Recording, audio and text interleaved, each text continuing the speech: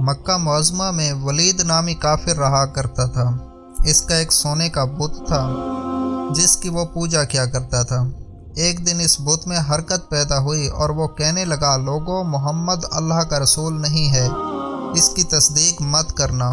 ولید بڑا خوش ہوا اور باہر نکل کر اپنے دوستوں سے کہنے لگا، مبارک ہو، آج میرا معبود بولا ہے، اور صاف صاف اس نے کہا کہ محمد اللہ کا رسول نہیں ہے۔ یہ سن کر لوگ اس کے گھر آئے اور دیکھا کہ واقعی اس کا بت یہ جملے دہرا رہا ہے۔ وہ لوگ بہت خوش ہوئے اور دوسرے دن ایک عام اعلان کے ذریعے ولید کے گھر میں ایک بہت بڑا اجتماع ہو گیا تاکہ اس دن لوگ بت کے منہ سے وہی جملہ سنیں۔ اس بڑے اجتماع میں ان لوگوں نے حضور صلی اللہ علیہ وسلم کو بھی دعوت دی تاکہ حضور صلی اللہ علیہ وآلہ وسلم خود تشریف لا کر بت کے منہ سے وہی جملے سنیں۔ چنانچہ حضور صلی اللہ علیہ وآلہ وسلم بھی تشریف لائے۔ جب نبی کریم صلی اللہ علیہ وآلہ وسلم تشریف لائے تو بت بول اٹھا، اے لوگو، خوب جان لو کہ محمد صلی اللہ علیہ وآلہ وسلم اللہ کے سچے رسول ہیں۔ ان کا ہر ارشاد سچا ہے اور ان کا دین حق پر ہے۔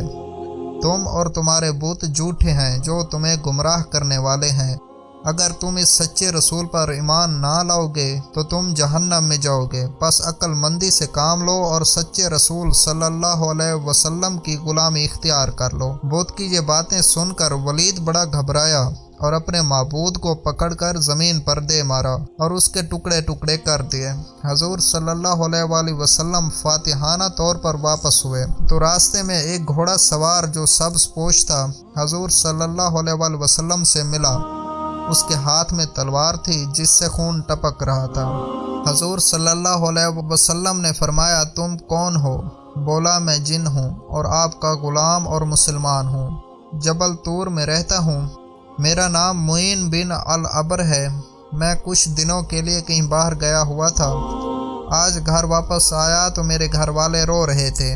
میں نے وجہ پوچھی تو معلوم ہوا کہ کافر جن جس کا نام مسور تھا وہ مکہ میں آ کر ولید کے بت میں گھس کر حضور صلی اللہ علیہ وسلم کے خلاف فضول گوئی کر گیا ہے، اور آج وہ یہی بکواس دوبارہ بت میں گھس کر کرنے والا تھا۔ اس سے پہلے کہ وہ آپ کے متعلق بکواس کرتا، یا رسول اللہ صلی اللہ علیہ وسلم، مجھے سخت غصہ آیا۔ میں تلوار لے کر اس کے پیچھے دوڑا اور اسے راستے میں قتل کر دیا۔ پھر میں خود ولید کے بت میں گھس گیا اور اب جو کچھ کہا میں نے کہا۔